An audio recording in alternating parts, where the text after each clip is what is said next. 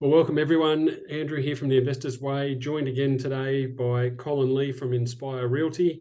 And today we're going to be talking everything property, what's going on in the markets, and anything else that might just crop up as it tends to do when we have a conversation. Welcome, Colin. Thank you, Andrew. Great to be on again with the Investors Way. So, um, lots of things have been happening since we last spoke, which is good. Mhm. But I've got a couple of questions in relation to some of those things that we've been hearing, Mhm. and I'd love to hear your perspective on them. So the first one is, with all these interest rate rises, what are you seeing in the market at the moment in terms of the activity levels? So have you seen any differences, any changes, anything that's going on in particular because of all these interest rate rises? Yeah, I mean, you're talking about the elephant in the room, no doubt. Only I think a few days ago, the interest rate was increased again, and I know a lot of brokers. They are probably my strongest key source of referral. So a lot of brokers tend to refer me clients, particularly those that have got pre-approvals that they've been sitting on, and they literally ring me up and say, "Colin, my client's been looking for months, weeks. Can you help them?" So I take that opportunity to really, ask the question, what's happening in the scene, because they're the ones that work with the banks and understanding the differences in terms of the lending policies. The most obvious thing that's happening, obviously, as the interest rate rises, what happens is that affects your assessment rate. So the assessment rate is basically a buffer that the banks put. So assuming if the interest rate's 5%, they will assess your borrowing capacity. Normally, it's about 3% on top of the interest rate. So your assessment rate could be 8%. And that severely sometimes impacts people's borrowing capacity. So I've got a client recently, they did a pre-approval before the interest rate went up, sat on it for a while. Their borrowing capacity was sitting around 850. And then with a couple of interest rates that's gone up, ready to go back into the market, their borrowing capacity dropped down to about $800,000. So that, it's less than 10%, I think, in terms of how it may affect your borrowing capacity, which may not seem a lot, Andrew. But there's a pretty significant difference between buying a property that's 800 versus 850. It's where it starts to creep into the more affordable market, the more you decrease your borrowing capacity. So with that, you're going to get two ends of the market that are going to be quite affected. The first-time investors, I find a lot of the first-home buyers, because of that assessment rate, all of a sudden, because of their limited income, they're having to subject themselves to looking for, properties that are cheaper and further out. That's the reality of it. And it may not be something that they desire. So they've just got to live with it. That's what you can afford. So that's why I say for those investors, it's important to, understand that interest rate increases does affect your borrowing capacity. Yeah. And one of the things, I guess, one of the positives, if we can put a positive spin on this for buyers, Yeah. when these interest rates are going up and we're seeing that capacity to borrow more is reducing, Yeah. the positive impact of that is that we're not chasing the market. We're not, as buyers, we're not having to continually up the price we want to pay to achieve an outcome. Because people's capacity has been reduced, it means their ability to chase prices is removed as well. And so, Yeah. that from a buyer's perspective, I think you can probably say that it's switched to being a buyer's market as opposed to a seller's because of that fact. Yeah. Yeah. And I was going to make that point because I think sellers know that the interest rates have gone up. So there's Yeah. not as many buyers anymore in the market that can afford the higher end properties. So only probably 6 months ago, we get sellers that are a little bit, for lack of a better word, I think they're trying to overachieve. Yes. They're, Yep. they're a little bit, greedy in terms of what they Yep. want for it. But what we're seeing now is that sellers are a little bit more realistic about what they could get for it. And that's where I do my job, because I know I can negotiate a lot better because Mm. the market has softened. So I really think now, and certainly for the next few months, you're going to get quite a number of sellers that are going to be a little bit more desperate in the market to Mm. offer their properties, their investment properties and own occupied properties. So the market's shifted, but on Yep. the bright side, it's a buyer's market. Yeah, absolutely. And we could delve more into that, but I'm going to move on to my next question for you, which is, are there any types of property or markets that are standing out at the moment, in your opinion? Like, is anything outperforming? Yeah, really, really good question. I attended a breakfast function, and Antonia, I can't remember her last name, but she's the president of the Real Estate Institute of Queensland, and we also have Peter Wargent. I think he's a Yep. financial and market analyst. Yep. And then we had the guy from CoreLogic Right. attend as well. Anyway, I think this is something I've noticed myself as well. But what they're suggesting at the moment is that the rental crisis is exacerbated with the lack of stock in the market. Yep. And one of the ways to fulfill that, which we're seeing a little bit more of, is that councils or local government areas are starting to relax the rules on minimum lot sizes for you to be able to not only add another room or extend the house, but also starting to relax the rules around the minimum lot size required for granny flats. Right. It's interesting because I only about 2, maybe 3 weekends ago, I was attending some open inspections. So I like to kind of sticky beak and ask, who are those buyers that are coming in? As much as I'm visiting and looking at the Yeah. properties, checking it out myself, I'm checking out who these buyers are. And what I'm hearing a lot are some of these buyers are what we call blended family buyers. Yeah. And it was interesting because I met this Indian family, and there was probably about 12 of them in there. I'm like, 12 Wow. of you guys, what are you doing? And he goes, oh, we're 3 families, but we're looking for a house where we can potentially build a granny flat, or maybe extend the house and have 2 families, their brother and sister. Yeah. So they wanted to live together because cost of living and cost of properties is increasing. So they're looking for opportunities where you can live in one property but make the best use of it from a usability perspective. Yeah. So I'm starting to see, in terms of what the market's looking for, I'm seeing a lot more properties where if you've got dual purpose, you've got the ability to add value, what we call manufactured value. Those are the Yep. sort of properties I really love. Yep. It's starting to shift more into that sort of space. I think people are still working from home, Andrew. So I Yeah, see definitely. a lot of people that are still looking for a little bit of outdoor space. Yep. And so people are happy to live a bit further out. I've speak to a lot of professionals and business owners every day, and all tell me that the norm is now working from home. So they want a bit of space to move around and with Totally. an extra bedroom. So I'm Yeah. seeing more of that, Andrew.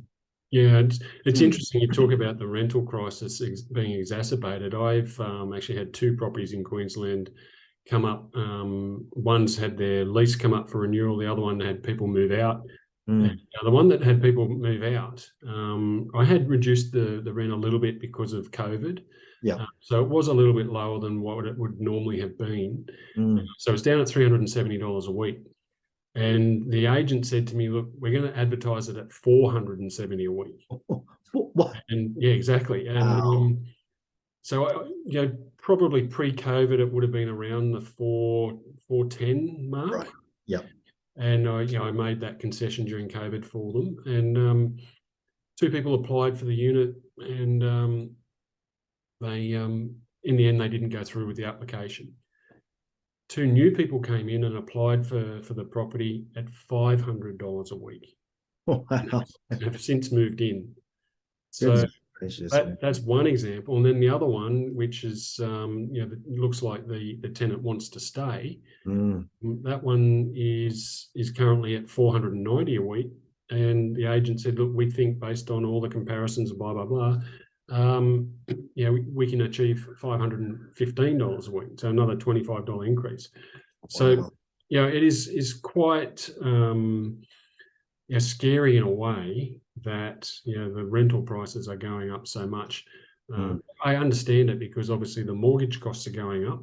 Yeah. So there's a flow on impact down the line in this scenario. Yeah. But at some point it's going to create that pressure cooker, and like you said, the blended families, Yeah. the dual Exactly. purpose, all that type of stuff is just going to get more and more popular, which Yeah. is really interesting. Yeah, I echo that because a lot of the properties that I've bought for my clients just in the last 12 months have had a anywhere from a 15 to 20% increase. I mean, what you've just done there with $100 increase, I reckon that's easily what 25% increase. It's It's close to 30% increase. nearly 30% increase, Andrew. So Yeah. it's all across the board. I've got a couple of handfuls of properties in Queensland myself, and Yeah. I just did some numbers. I think the average increase for everything is about 17.5%. So it is just what the market's willing to pay, because there's such a shortage of properties here in Queensland, Yeah, exactly. but in other states as well. Actually, it's all across Australia. It's not just an isolated city or state that we're having these rental crises on. No, that's right. Yeah, yeah. All right. So in terms of financing properties, which might not necessarily be your direct expertise, but I know you know enough about this stuff to be able to give us an opinion. Yes. Are there any tactics or tips that people should be aware of in this environment to be able to put their best foot forward when they're going for that loan? So you talked earlier about obviously capacity's been reduced because of the increase, but is there anything people can do to put their best foot forward? Well, my philosophy and my belief is, if there is a will, you'll find a way. If there's a strong enough why, and you know why you're building an investment property portfolio, you know why it's so important to start early, to build your future, then I think you'll figure out a way. Now, the way forward for me is you've got to get into the property game. You just got to play the property game. There's no doubt about that. One of the best things my mentor said to me when I first started out is, Colin, whatever it is that you could borrow and leverage from the bank from a capacity perspective, you buy what you can afford, right? Most people think, oh yeah, I'm going to wait for the interest rates to go down and then I can borrow more and then I'll get into the market. But that you can maybe, but the property prices would go up again. So you're forever moving your goalpost, but you're forever chasing your tail at the same time to do that. Now, when I first bought my first property, one of the things I did was, and this is wisdom from my mom, she goes, Colin, you really need to know your numbers. And she said, you need to talk to a bank, a lender or a broker, whatever you feel comfortable with. So I actually went to my bank and started talking to the bank and saying, look, here's my capacity. I was an intern engineer back then. How much can I borrow? And to my absolute surprise, I thought, geez, I never thought I could borrow $250,000. Yeah. We've lost your volume there, Colin. On such little income, I could borrow that money. Imagine what I could do if I could if I earned more income. Yeah. So then I thought, okay, well, let's just not go to one bank. Let's talk to a few banks. And then I learned that going to too many banks is not going to be helpful, because there's too many banks out there. So I decided to talk to a broker. And a broker is probably the best friend that you can make. Like, getting a good broker on your A team, what I call your partners, in building a property portfolio, is going to be critical. So anyway, I met up with this broker who was referred to me, and we sat down. He came to my place, sat on my couch, and he started to do my numbers for me.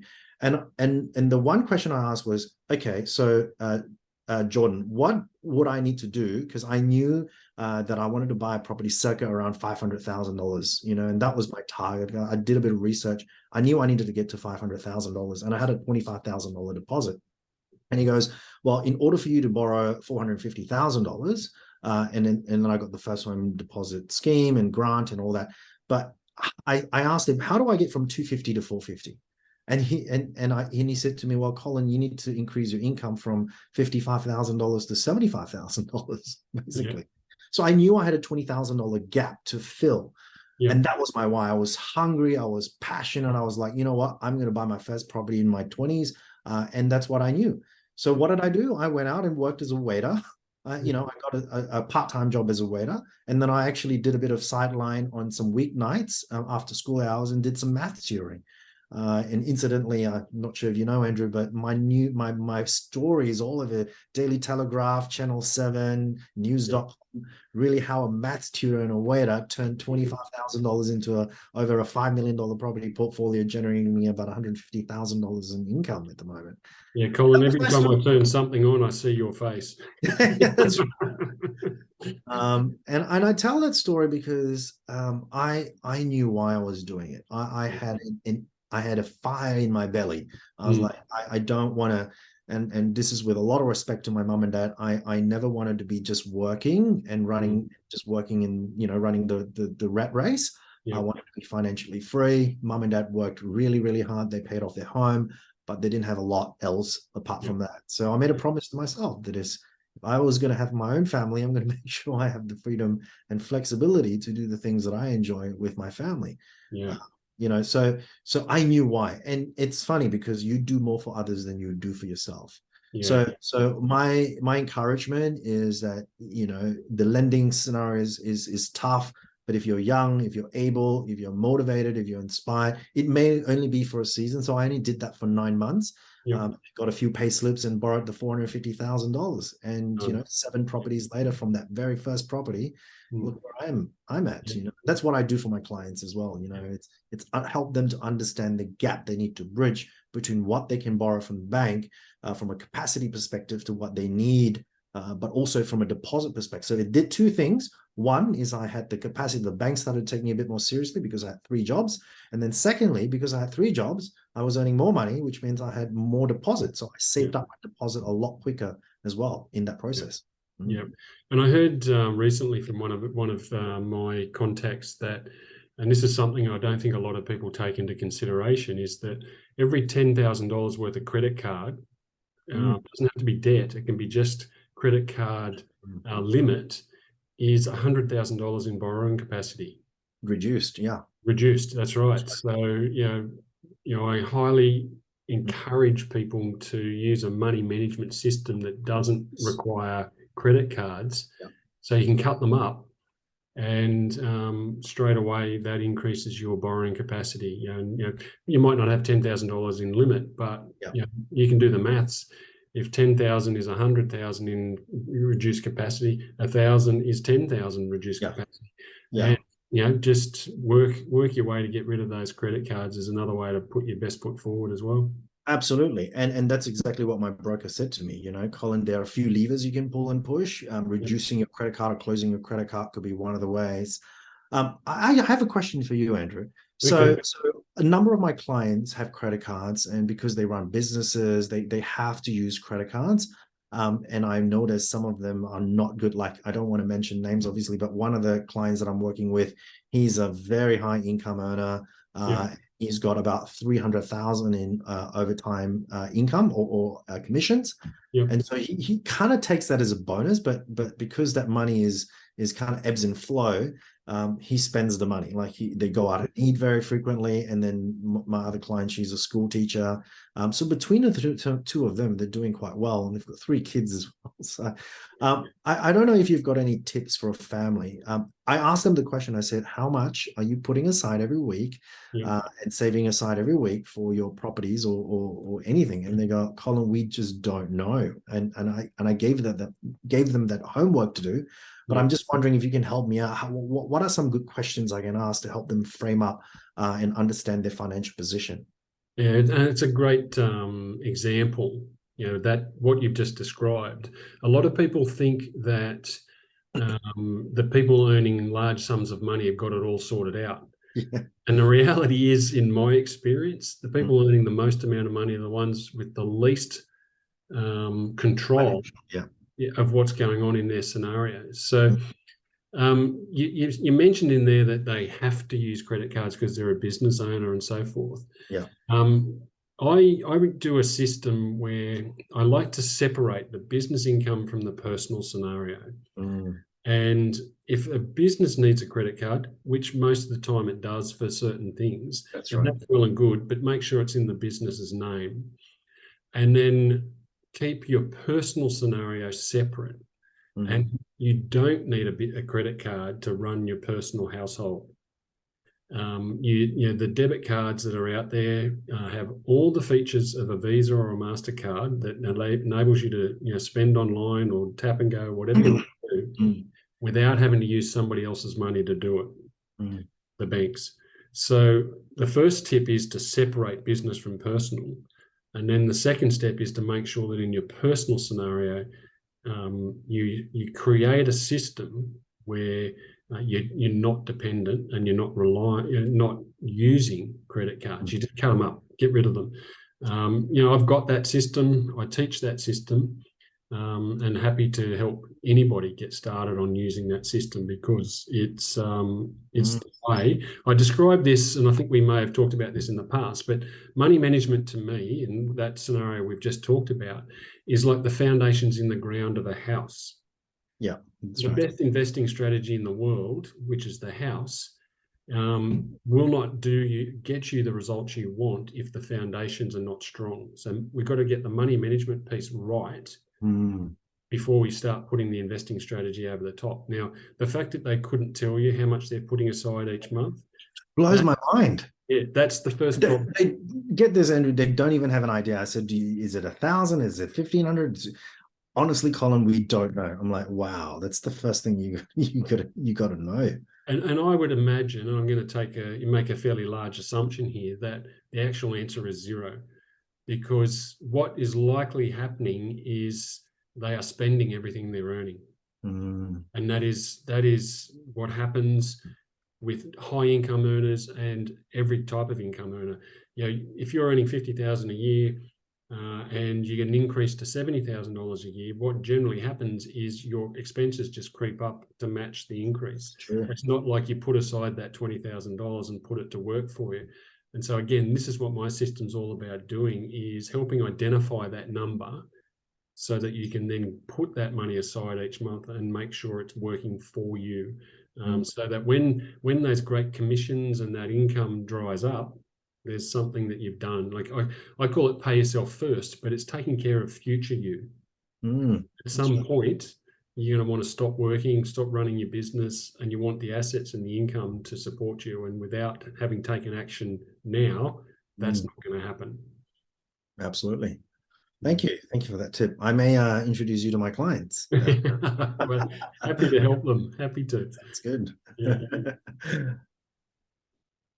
You got any other questions for me? I've used all my questions. You've used all your ammo. Well, I mean, I guess for me, noticing that there is such a influx of people coming into different states, I think overall in Australia we not only getting a lot of interstate migration, we're getting a lot of international migrants as well coming from overseas.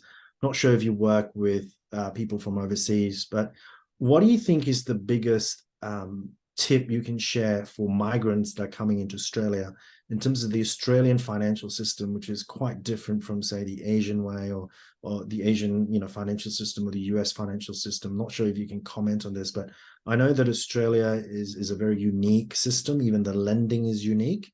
I'm not sure if you can comment on that, but what are you noticing particularly for people that are coming into the country? How do you help them to establish themselves and start to build up some bank for them to be able to do something better and smarter with their money? Yeah, look, it's not necessarily a market I spend a lot of time in, but the obvious answer to me is that we've just spoken about it, but that's getting yourself a structured money management system. Yeah. And my system operates on having different bank accounts for specific purposes. Mm. And one of the best ways to navigate the Australian system is to have, like you said earlier, to know your numbers, to have the data and have the history, or start building the history where you can demonstrate to a bank that you know your numbers and you know where your money is going, and that you are putting some aside each month for your future self and putting that to work, so that when you come to wanting to invest, whether it's property or other assets, you've got that track record of proof that you can manage your money. Yeah. One of the things that I see happen quite often when people go for pre-approval of loans, and these days we have the ability, or the banks have the ability, to just upload your data straight from your bank account. So there's no more fudging like used to happen in the good old days. People are getting exposed because their spending is being uploaded to these portals, analysed, and the banks are saying, look, we know what an average, four-person family should be spending, and your data suggests to me that you're spending more than that. Yeah. And it's impacting, positive decisions from a lending perspective as well. So by having a system in place that reins that overspend in, they're going to be much better placed when they're Sure. ready Sure. to take action. I mean, I'm probably generalizing here, but I mean, a lot of the migrants that I know, they're generally pretty savvy savers. They put their money aside for rainy days. Some of them have saved up a pretty significant, sizable amount of money, and it's sitting in the bank account, not really doing very much with it. So I guess my question to you, being the investor's way, what do you recommend that people consider, with some money sitting in the bank account? What should they be thinking about for the next steps? In terms of building the future. I'm one of those, I guess, rare wealth coaches who believes you need a spread of assets. So I know, some people prefer property, some prefer stocks. Some are scared of the stock market, some are scared of the property market. Particularly, for people coming into this country as migrants, you're right. In most cases, they've got a great savings track record because they've had to demonstrate they've got cash to bring into the country to get the migration to happen in the first place. But once they get here, we want to make sure that that money now gets to work. So I highly recommend that they definitely look at property. I mean, as a nation, we are in love with property as a wealth creation tool, which is great. And so they should join that bandwagon. But at the same time, I like to spread the risk and get some of it into the stock market as well, purely just for the differences that the two provide in terms of transaction timelines, the ability to convert to cash if you need to. So obviously the stock market's a lot quicker to convert to cash. So just having that balance is great, and the different income flows that come from there also enable you to just get time and compounding to work for you. So if they've got and I've got a few clients at the moment who are actually sitting on substantial amounts of money, and that's the conversation we're having is let's get some of it into the property market quickly because as I kept saying to everybody, the property market is having a Boxing Day sale. It's just going to last a little bit longer than one day. So let's get in there and take advantage of that. The stock markets, similarly, the stock markets, there's a bit of volatility there, but volatility just spells opportunity in my world. And so I think it's time to get in there as well and just, it's what the wealthy do. They invest in these times. So let's just take a leaf out of their playbook. Let's follow their lead and be proactive. The last thing you want them to do is just sit on that cash and leave it in the bank. Exactly. Thank you. I'll share that wisdom with my clients. I do have one small question. And I ran a seminar about playing the property game and how to build a profitable property portfolio. And it was interesting, and I didn't expect this. I had about maybe 5% of the room that attended that were like 18, 19, 20-year-olds. I think it was a bunch of them that came. And one guy in particular, let's say his name is Jerome. He came up to me afterwards and said, Colin, man, thank you so much for sharing, because it was my story of how I got started with very humble beginnings. And he looked me in the eye and he goes, Colin, can you just show me what I need to do to get started? The guy's 19 years old. And I'm not kidding. Literally a week later, he said, he did a Zoom meeting with me and he goes, Colin, guess what? I've got a job in a factory. I'm on a full-time wage now. I'm ready to go. And he goes, what else do I need to do? I said, man, you need to speak to a broker. So I've connected with my broker, and he's looking at now maybe considering, like, he wants to follow my pathway and getting 2 or maybe even 3 jobs. Nice. He's just trying to build his capacity. That's on one end. He's really motivated and ambitious in that way. I guess my question to you is that he's probably got maybe a few $1,000s that he's saved up just from doing some part-time work beforehand whilst he was studying. My question to you is, what advice do you have for a young person who's starting out, who's just getting like into a job and getting into his career, starting to save up money? What can you say to Jerome? Well, look, he's obviously taken some fantastic steps. He's, like you said before, he's identified his why. He has taken positive steps to increase his income, to increase his ability and capacity to borrow. But the key thing that I'd say to everybody, irrespective of age, and my youngest client is 16 years of age, is that it all comes back to consistent action and application of learning. So the first thing I would say to him is get some financial literacy education, because we don't get it at school. And if your parents are good with money, maybe they've taught you to be good with money. But if they haven't been, or they're just, it's not something of interest to them, then go and get some education on how to manage your money. And I learnt from Tony Robbins, and also from a book called Where Are All the Customers' Yachts, that nobody cares more about your money than you do. That's right. And so getting an education on how to manage it and grow it is the most important investment you can make. And then take that information and convert it into a 7-figure plus net worth for the rest of time. And at 19, they've got the power of time and compounding will work in his favor. And the fact that he has started at 19 just fills me with joy. And I just encourage him to keep going and be consistently doing something every month that is related to growing your wealth. And that could be trying to increase his income, or it's just making incremental investments, whether it's the stock market or property market. And obviously, it's a bit harder to be buying every month in the property market. But if you can't be in the property market right now, don't stop. Do something else. Get into the stock market. Build that up. Build the knowledge up. There's a reason why 75% of people who win a major lottery prize are worse off 5 years after they've won than they were before they won. And that's because they're not capable and they weren't taught how to manage large sums of money. So at 19, start with small sums of money, build the skills. It's like going to the gym and building your muscles. Build the skill. And when the numbers become larger, you're well equipped to deal with those. 100%. Reminds me of what my mom said to me when I was 12. She said, son, get yourself a good education, because that is something that nobody can ever take away from you. They may be able to take away your money and your house, and if you hopefully that doesn't happen, but no one will ever be able to take away that thing that you've learned. So the power of education and upskilling yourself. Absolutely. Andrew, the book that I read, there were a number of books. Tony Robbins was one of the ones that I started with. Awaken the Giant Within. That was an incredible book.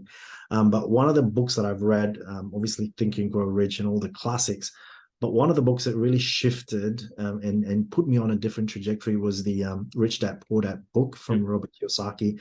I don't know if you like the book, but I would recommend, Jerome, that if you are wanting to get yourself an education, read some of these books. But Rich Dad Poor Dad, it's a really good fable and tale of two different dads and what the rich dad did to educate, to empower, but also to teach his son on how to build wealth, which is an incredible book.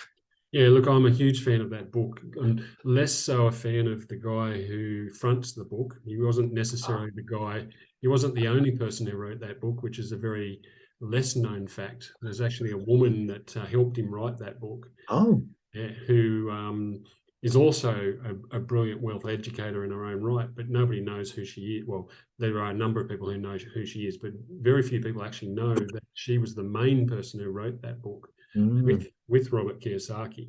And some of the stuff he says and does these days, I'm not as big a fan of, but that book is an absolute must read for anybody, particularly a 19-year-old boy looking to grow their wealth.